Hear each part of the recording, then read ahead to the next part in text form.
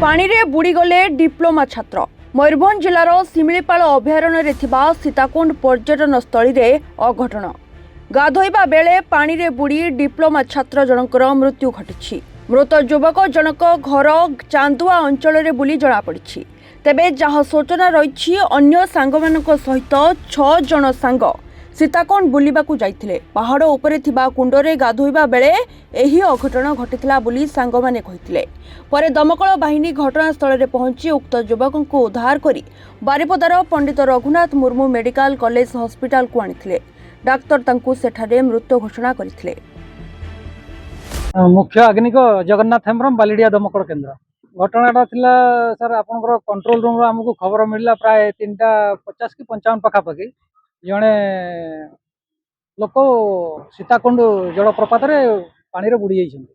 आम तुरंत खबर पाई सदल बड़े पिला नहीं आम घटनास्थल में से जगह को पहाड़ उपरे चली चली जाई बहुत कष्ट आम प्रथम लाइफ बॉय लाइफ जैकेट खोजाखोजी आरंभ कलु।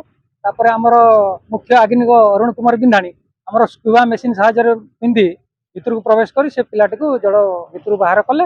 बाहर करके आनी आम तुरंत डिस्ट्रिक्ट हेल्थ हॉस्पिटल बारिपदा को नहीं आसिलु। एटी डॉक्टर चेकअप कला से पिलाटी को मृत घोषणा कले। से पिलाटीर ना हूँ हरे कृष्ण महंत, बापा ना हलधर महंत, गाँ हूँ कांजिया पीएस कुड़ीमा बोली आम जाना पाइल। संजय कुमार महंत कांजिया हम फास्ट आसी आम घर कहीकि हलदिया बंद तापर से पिलाटा ही कहला मु तो परदिन पलैबी तेबे सीताकुंड टिके जीवा चल कौ कंपानी राउरकेला पटे तापर किछि बाट ऊपर को गले तापर वर्षा आसला पर आम से बसिकी माने थम्सअप नहीं आइतला 2टा 600 वाला तो 5 जन गिलास ढाड़ी 6 जन गिलास ढाड़ी खाइले। खाई सारा पर माने सी गिलास ही खाइला आउ जेटा बड़ी थिला तो कहूँ तुम तब खाई दियो मु खाइबिनी तापर हौ तबे आम खाऊची आम खाऊला बेले सी कहूँ मु जीवी ऊपर को मुझे आम समस्ते कहूँ जे वर्षा पड़ुची आउ तू जाने एका संग वर्षा छाड़ले एका संगे जीवा तो से बेलू कि कला हो मोर सार्ट पैंट मोबाइल सब खोलिक रखी दौचे मु जाऊँगी तुम्हें तब वर्षा छाड़ले आसो दे गला 10-15 मिनट पर वर्षा छाड़ी गला।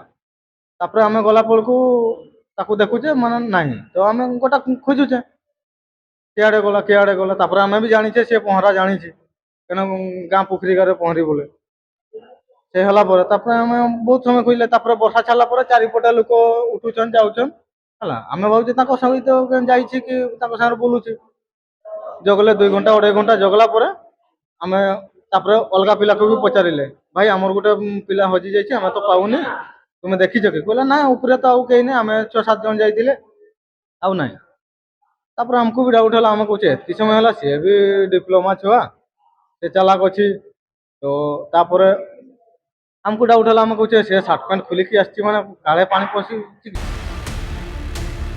मयूरभंज सुब्रत प्रधान का रिपोर्ट रिपोर्टर्स टुडे।